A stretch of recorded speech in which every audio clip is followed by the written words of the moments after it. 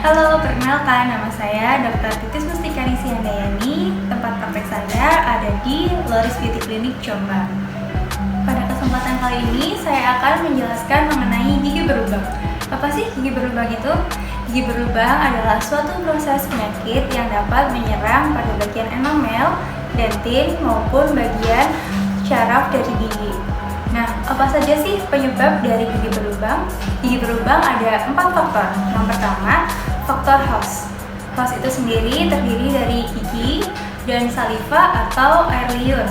Nah, bentuk dari gigi yang bermacam-macam, seperti bentuk anatominya, ada cekungan yang dalam, atau susunan kondisi gigi yang tidak rata dapat menyebabkan pembersihan yang susah. Nah, ini merupakan salah satu faktor penyebab dari gigi berlubang. Yang kedua adalah substrat. Substrat yaitu konsumsi makanan yang mengandung gula yang kita konsumsi sehari-hari. Nah, makanan yang mengandung gula ini nantinya akan menjadi sumber metabolisme dari bakteri yang menyebabkan kondisi asam dan menyebabkan demineralisasi gigi. Nah, faktor yang ketiga, bakteri itu sendiri. Dan yang keempat adalah waktu. Kemudian bagaimana sih proses dari gigi berlubang itu sendiri? Proses dari gigi berlubang diawali oleh plak.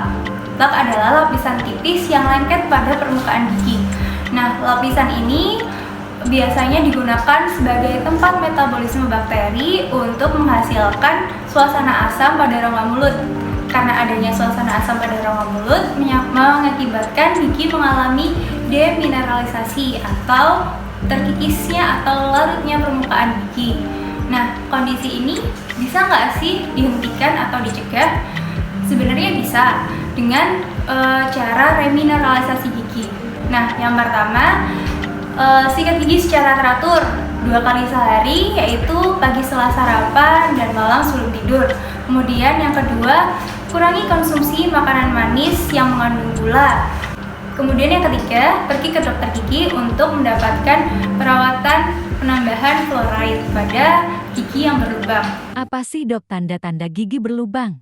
Jadi tanda-tanda dari gigi berlubang yang pertama, pada awal mula terjadinya gigi berlubang, pasien mungkin akan merasakan keluhan nyeri pada saat makan atau minum yang panas atau dingin, kemudian yang asam ataupun yang manis.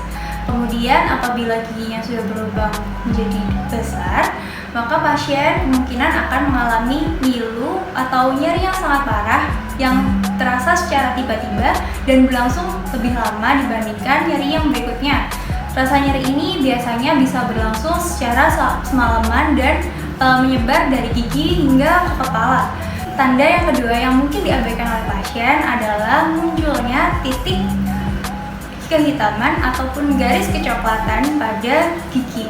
Nah, ini merupakan tanda awal dari karies ya, atau gigi berlubang, jadi jangan disepelekan. Apa saja perawatan untuk gigi berlubang dok? Jadi apa saja sih perawatan yang dilakukan untuk gigi berlubang? Yang pertama, apabila gigi berlubangnya belum terlalu dalam, maka bisa langsung dilakukan penambalan. Nah, fungsi dari penambalan itu sendiri yang pertama, mengembalikan dari bentuk anatomi gigi. Yang kedua, untuk mengembalikan fungsi pengunyahan. Dan yang ketiga, untuk mengembalikan fungsi estetika dari gigi. Dan yang kedua, ada perawatan saluran akar apabila gigi berlubang sudah mengenai pulpa atau syaraf gigi. Dan yang ketiga, ada pencabutan gigi. Apa akibatnya jika gigi berlubang dibiarkan dok? Membiarkan gigi berlubang dalam rongga mulut berarti membiarkan infeksi bakteri secara terus-menerus terjadi dalam gigi kita.